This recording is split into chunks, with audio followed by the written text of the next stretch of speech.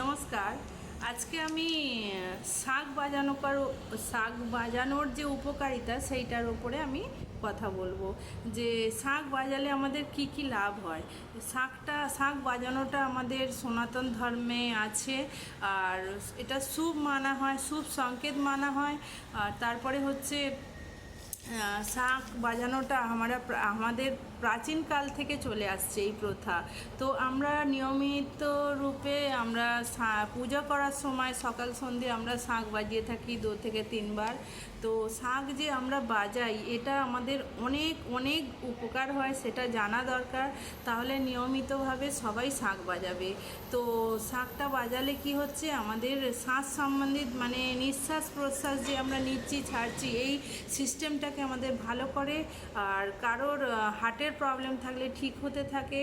আর যাদের রোজে শাঁখ বাজালে হার্টের প্রবলেম আসে না, আস্থমা যে মতো মানে কি বলে আস্থমা যে বিমারি, অ্যাসমা যে রোগটা সেটা আসবে না।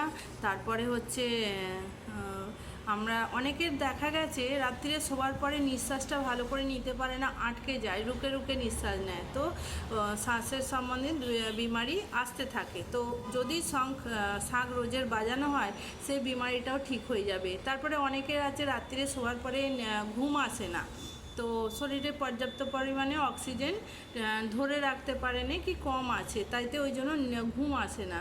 ওই প্রবলেমটা অনেকের আছে যে, কিন্তু নিয়মিত রূপে যদি শাঁখ বাজায় তো তাহলে ওই পাওয়ারটা তৈরি করে ফেলে, শোয়ার পরে একদম গাঢ় নিয়ে মানে ঘুমটা আসে, যেটা পুরোপুরি শরীরটাকে বিশ্রাম করে।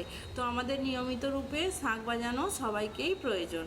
এই নয় যে যে পুজো করছে তারই, সবাইকেই বাজালে তাহলে আমাদের মানে নিঃশ্বাস প্রশ্বাসের যে প্রবলেমটা আর হবে না। তারপরে হচ্ছে এইটা তো হলো। তারপরে আমরা যে রোজ শাঁখ বাজাই এর জন্য বাতাবরণেও আমাদের আবহাওয়াতেও পরিবর্তন আসে, মানে জীবাণুমুক্ত করে, এটা সায়েন্স প্রুভ করে দিয়েছে। আর এই যে প্রাচীনকাল থেকে আমাদের এই প্রথাটা চলে আসছে শাঁখ বাজানো, এটা অনেক শুভ এই কারণে। তো এর গুণ আছে বলে এটা শুভ করা হয়েছে। আমরা গর্বিত, আমরা সনাতন ধর্মে আছি। আর এই শাঁখের আমরা তো বাঙালি, আমরা তো জানি যে আমাদের বিয়ের নিশানা যেটা আমরা চুড়ি পরে থাকি শাঁখের, মানে শাঁখা বলি, এইটাও আমাদের শুভ কাজেই আমাদের ব্যবহার হচ্ছে। মানে বিয়ে একটা পবিত্র, সেইটার ওপরেও পবিত্র শাঁখা আমরা পরে আমাদের বিয়ে সম্পন্ন হচ্ছে।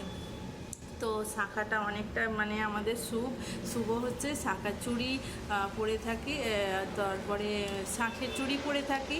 তারপরে হচ্ছে কি আমাদের বাতাবরণের শুদ্ধি হচ্ছে, শ্বাস সম্বন্ধিত বিমারি ঠিক হচ্ছে। আর যখন আমাদের গলার ভিতরে যে শ্বাসনালী আছে, খাদ্যনালী আছে, তো যখন শাঁখটা বাজানো হচ্ছে তখন আমাদের গলার মাংসপেশিটা এত সুন্দরভাবে মজবুত হয়ে যায় যে আমাদের নিঃশ্বাসের কোনো প্রবলেম হয় না।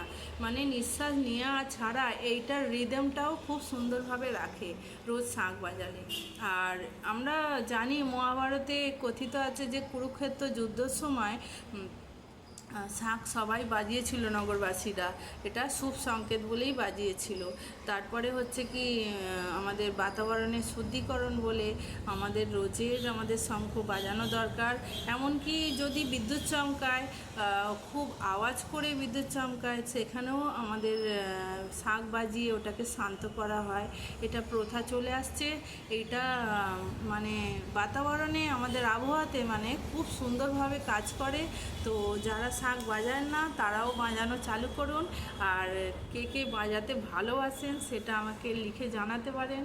আমি নিজে পছন্দ করি। আর দেখবেন শাঁখ যেখানে বিক্রি হয় আলাদা আলাদা ধরনের শাঁখ পাওয়া যায়, যত বড় শাঁখ তত সুন্দর আওয়াজ আসে। তো আমরা তো শাঁখটাকে খুবই পছন্দ করি, শুভ মানি। পুজোতে, আমাদের শুভ কাজেতে, সব কিছুতে আমরা শাঁখটাকে ব্যবহার করি।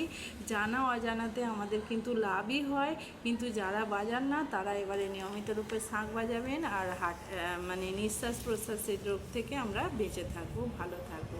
এই ছিল আমার শাঁখের ওপরে জানকারি। ভিডিও ভালো লাগলে লাইক করবেন, কমেন্ট করবেন, সাবস্ক্রাইব করে রাখবেন, তাহলে অন্য ভিডিও আপনার সামনে আসবে। আর এখনই তাহলে আমি বিশ্রাম নিচ্ছি। নমস্কার।